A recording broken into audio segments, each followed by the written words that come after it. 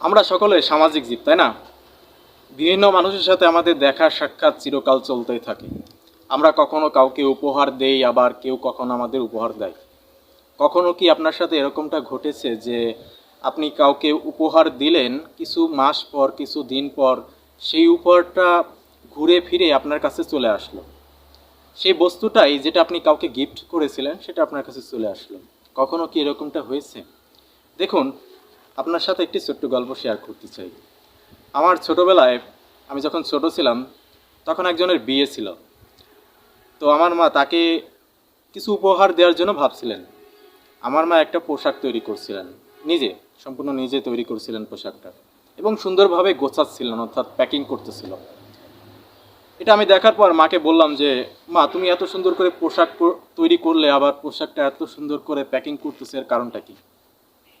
মা তখন বলল যে, তুমি যদি কাউকে কোনো কিছু গিফট করো, কোনো এক সময়ে যদি সেই গিফটটা তোমার কাছে আবার রিটার্ন চলে আসে, তাহলে হয়তো তোমার মন খারাপ করা উচিত নয়। কারণ তুমি মানুষকে এমন কিছু গিফট করবে যেটা তুমি পাওয়ার যোগ্য, যেটা হয়তো কোনো সময় ফেরত আসলে তোমার মন খারাপ হবে না।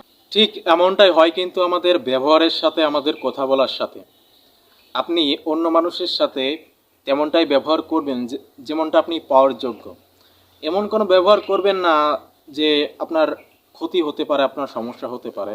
ধরুন, আপনার সাথে কারোর ঝামেলা হয়েছে বা ঝগড়া হয়েছে, আপনি যদি সেই মুহূর্তে তাকে খারাপ ভাষায় গালি দেন এবং তার সাথে অনেক দ্বন্দ্ব করে ফেলেন, ঠিক তেমনিভাবে ওই ঘটনাটাই যদি আপনার সাথে কোনো অপরিচিত জায়গায় অপরিচিত লোকের সাথে হয়, তিনি যদি আপনাকে বাজে ভাষায় গালিগালাজ করেন, তাহলে কিন্তু আপনি সেটা সহ্য করতে পারবেন না।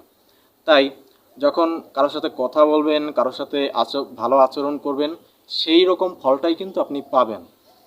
দেখুন, কর্মের ফল এমন একটা বিষয় যে আপনি যেমন কর্ম করবেন তেমন ফল পাবেন। সো যখন আপনার মুখ থেকে খারাপ কথা বের হতে থাকে, তখন নিজেকে সংযত করে রাখুন। দেখুন, আপনি যখন কারোর সাথে ভালো ব্যবহার করবেন, সেই ভালো আচরণটাই কিন্তু আপনি তার কাছ থেকে প্রত্যাশা করতে পারবেন। সো সবসময় নিজের বিহেভিয়ার পজিটিভ রাখার চেষ্টা করুন, মেন্টালিটি পজিটিভ রাখার চেষ্টা করুন, এবং সবসময় ভালো কাজ করার চেষ্টা করুন। এতে হয়তো আপনার পার্সোনাল লাইফে অনেক উন্নতি হতে থাকবে। সো এই ছিল হচ্ছে আজকের ভিডিও। যদি ব্লগটি ভালো লেগে থাকে তাহলে অবশ্যই লাইক, কমেন্ট করবেন এবং শেয়ার করতে ভুলবেন না। এবং যদি আপনি চ্যানেলের নতুন দর্শক হয়ে থাকেন, অবশ্যই চ্যানেলটি সাবস্ক্রাইব করে দিতে ভুলবেন না, এবং কমেন্ট করে জানাবেন যে আজকের এই ভিডিওটি কেমন লাগলো।